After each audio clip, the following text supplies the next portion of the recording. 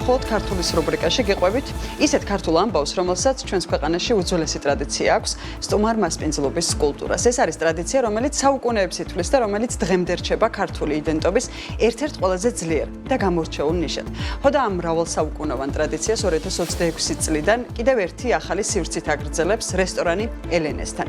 ძველ თბილისში გიგა ლორთქიფანიძის ქუჩაზე, სადაც ტურისტული ნაკადი თითქმის არასდროს წყდება, გაჩნდა რესტორანი ელენესთან, ადგილი, რომელიც ქალაქის ძველ ხასიათს თანამედროვე ნიშური ქართული გემოების ინტერპრეტაციით აერთიანებს და სტუმარს არა მხოლოდ კერძებით, არამედ ემოციითაც ამახსოვრდება.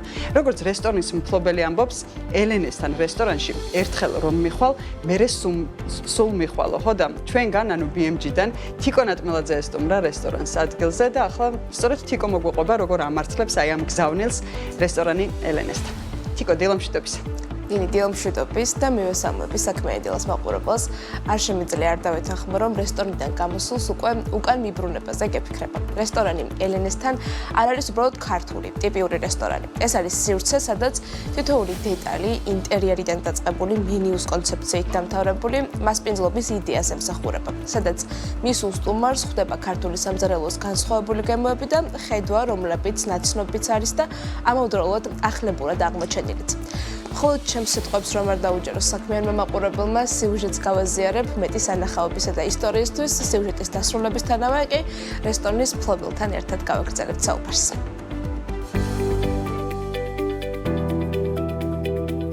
მხოლოდ ქართული სპონსორია ფარმაცევტული კომპანია GM Pharma.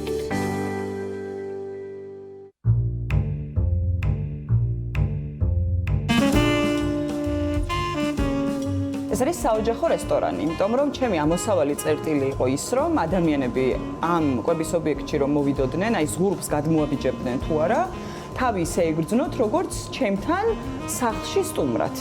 ეს იყო ჩემი მთავარი მიზანი. ანუ ეს არ უნდა იყოს ის ადგილი, სადაც ადამიანები მოდიან და მიირთმევენ, თუნდაც კარგ დროს ატარებენ და შემდეგ მიდიან. აქ უნდა დააგროვონ, არ ვიცი, ძალიან დიდი მოგონებები, აქ უნდა იყოს ძალიან დიდი სიყვარულის თავშეყრის ადგილი. ჩემი ინტერესი კულინარიის და სამზარეულოს მიმართ ზოგადად მოდის ოჯახიდან. კონკრეტულად ბაბუაჩემისგან, რომელიც იყო ფანტასტიკური მზარეული და მთელი ცხოვრება, მთელი ბავშვობა, როცა უყურებდი როგორ ენთუზიაზმით და ძალიან დიდი სიყვარულით ამზადებდა როგორც ოჯახის წევრებისთვის, ისე ნებისმიერი სტუმრისთვის გემრიელ საჭმელებს, ყოველთვის მინდოდა, რომ ამ პროცესში ჩართული ყოფილიყავი მეც. ეს სურვილი რაღაცნაირად წლების განმავლობაში დაილექა ჩემში, ან ბოლო დაახლოებით 8-10 წელია სულ ფიქრობ იმაზე, რომ გავხსნა და გამეხსნა საკუთარი კვების ობიექტი. ხან რა საქმე მქონდა, ხან რაღაცა პრობლემების გამო არ გამოვიდა და ესე რომ ვთქვათ, ბოლო ბევრი წლის განმავლობაში გადაიდო ეს.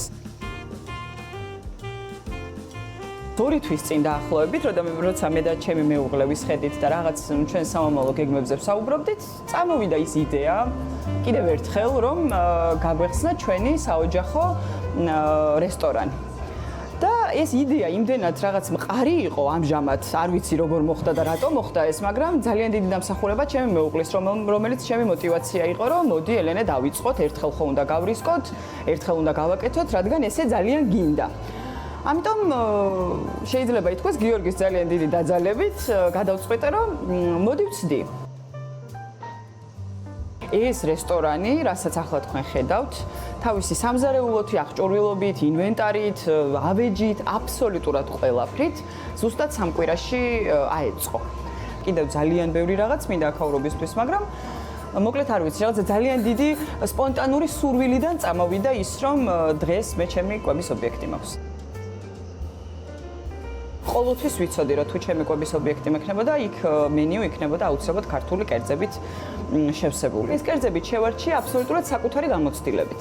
მე სულ ვიძახი, შეიძლება ძალიან ისე უცნაურად ჟღერს ვიღაცისთვის, მაგრამ ის კერძები მაქვს, რაც პირველ რიგში მე მომწონს. ანუ მე უნდა მომწონდეს, რომ შემდეგ მე ეს კერძები მოვაწონო და შევთავაზო სხვას. ძალიან ვამოყოფ იმით, რომ მენიუში ჩემი საავტორო 3-4 კერძიც მაქვს, რაც ჩემი მოფიქრებულია და წლების განმავლობაში ვტესტავდი, ესე რომ ვთქვათ, ჩემს მეგობრებზე, ოჯახის წევრებზე და საკმაოდ მოწონდათ და ძალიან მიხარია, რომ ჩვენს სტუმრებსაც ბოლო თვენახევარია ასევე ძალიან მოწონთ ეს კერძები.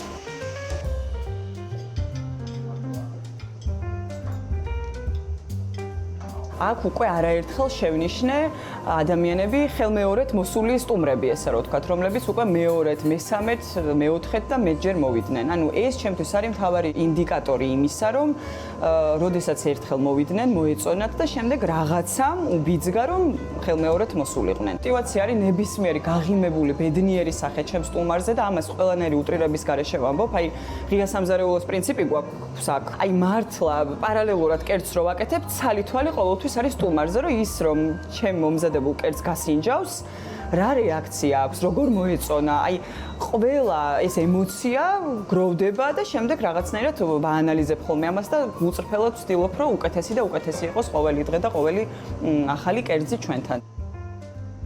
ჯერჯერობით მინდა რომ ამ ერთმა ობიექტმა მოიკიდოს ფეხი, შეაყვაროს ადამიანებს თავი, მოვიჩვიოთ ესე რომ ვთქვათ სტაბილური და ლოიალური მომხმარებლები და შემდეგ თავისთავად ვფიქრობ გაფართოებაზე, მინდა რომ რაც შეიძლება მეტი ფილიალი იყოს რესტორანი ელენესთან ამ ქალაქში და არა მარტო ამ ქალაქში.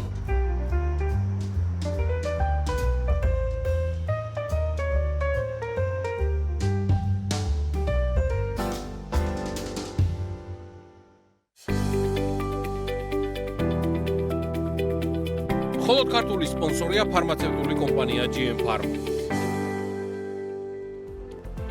მხოლოდ ქართულის რუბრიკის დღევანდელ სტუმართან ერთად კი ბრუნდებით. სიუჟეტიდანაც მიხვდებოდით, რომ ელენე, რომელიც რესტორნის მფლობელია, საკუთარ თავს მოყვარულ მზარეულად და ჭეშმარიტ მასპინძლად მოიხსენიებს. ხოდა ის რაც ვერ ჩავატიეთ სიუჟეტში, ახლა პირდაპირ ეთერში მოვისმინოთ ელენე ჩომახიძეს, რესტორანი ელენისთან დამფუძნებელს მასპინძლად საქმიანი დილა სტუდიაში. ელენე, დილამშვიდობის, მადლობა შენი დროისთვის. ძალიან დიდი მადლობა თქვენ პირველ რიგში, ეს არ შემიძლია რომ არ აღვნიშნო თუ რამდენად უწყობს და უწყობდა ყოველთვის დამწყებ ბიზნეს ხელს თქვენი გადაცემები და ნამდვილად ძალიან დასაფასებელია ჩემთვის, როგორც ამ შემთხვევაში დამწყები ბიზნესმენის გადმოსახედიდან ვამბობ ახლა ამას, ეს ბიზნესმენი ცოტა ესეთი ხმამაღალი ნათქვამია, დამწყები მეწარმისგან.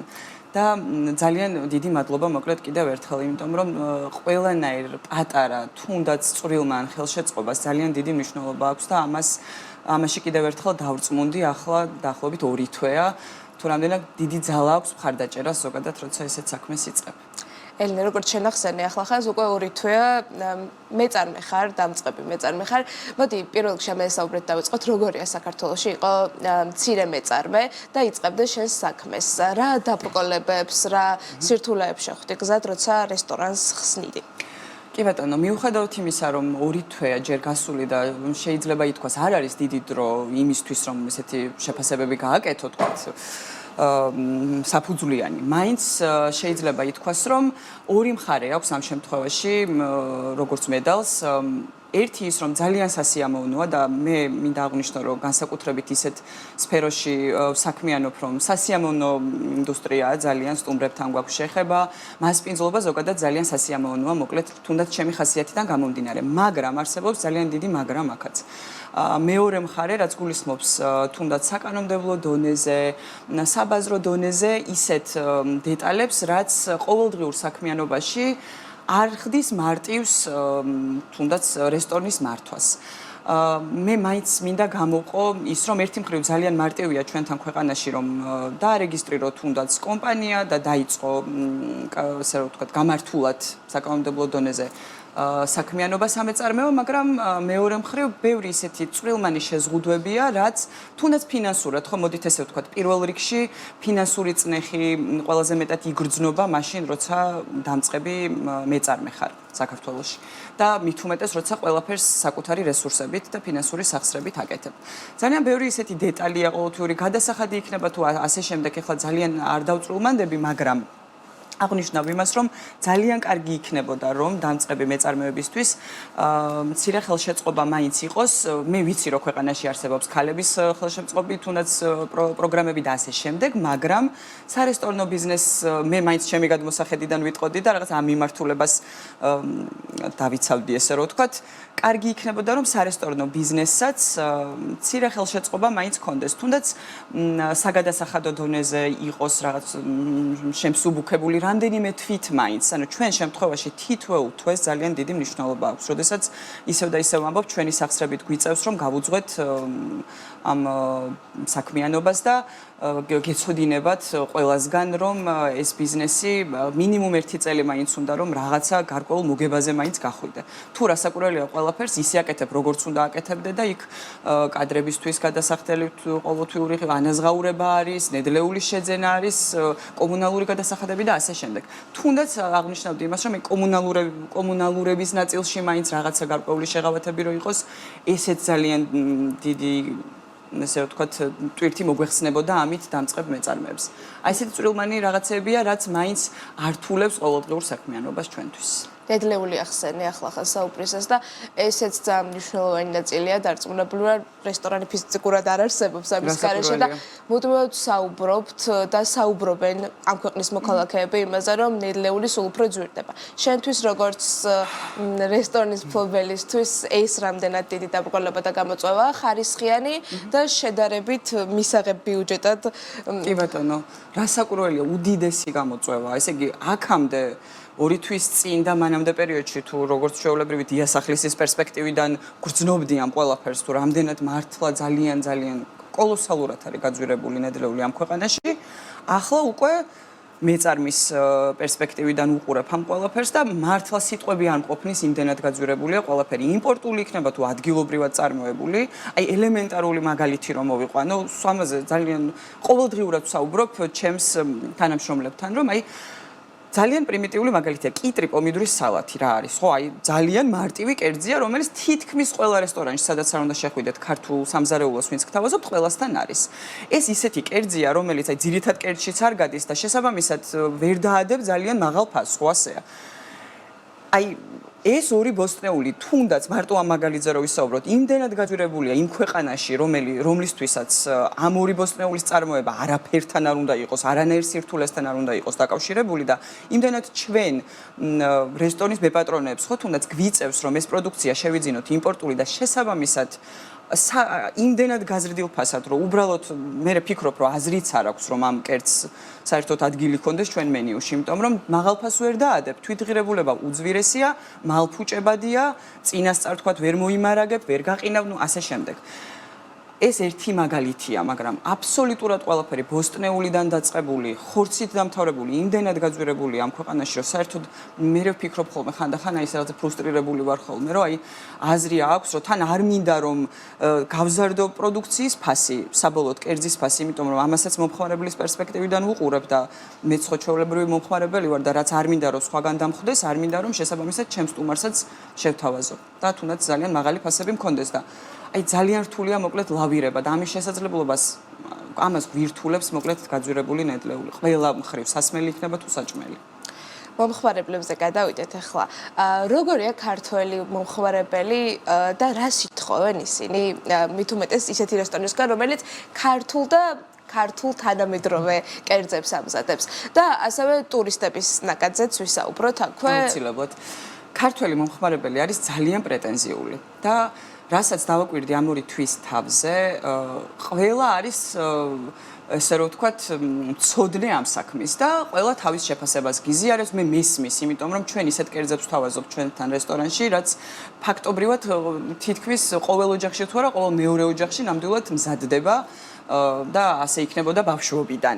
და შესაბამისად ისინი ძალიან კრიტიკული თვალით უყურებენ და მე როგორც ამ რესტორნის მეპატრონეს და ზარეულსაც ძალიან ესე ტოდუსში მამყოფებს ეს ფაქტორი და მომწონს სხვათა შორის და ყოველთვის ვეკითხები, აი ვინც არ უნდა შემოვიდეს ჩვენთან სტუმრად, ქართველი იქნება თუ უცხოელი, ყოველთვის მაინტერესებს უკავშირი და ვთხოვ ხოლმე, რომ თუნდაც ჯანსაღი კრიტიკა იქნება თუ დადებითი თუ უარყოფითი შეფასება გამიზიარონ, იმიტომ რომ ერთი მხრივ ყველას გემოს რეცეპტორები განსხვავებულია, მაგრამ არსებობს რაღაცა უნივერსალური შეფასება, როდესაც ქართულ კერძებზე ვსაუბრობთ, რა გემოც ყველას რაღაცა გენში დევს და ვიცით ხომ რაღაც კარგი ხაჭაპური როგორია, ყველა მეორე ქართველმა იცის და ამიტომ რაღაცა ჩემთვის პრინციპის საკითხი იყო, რომ ისეთი კერძები რაც მაქვს მენიუში სწორად და მიუხედავად იმისა, რომ ჩემი შტრიხებით მაქვს და რაღაც კერძების ავტორო მაქვს, მაინც ის ქართული გემო არ დამეკარგა. და რაც შეეხება უცხოელებს გულწრფელად ძალიან მახარებს ის, რომ ძალიან დიდ პატივს ცემენ ქართულ სამზარეულოს, ეს ერთი.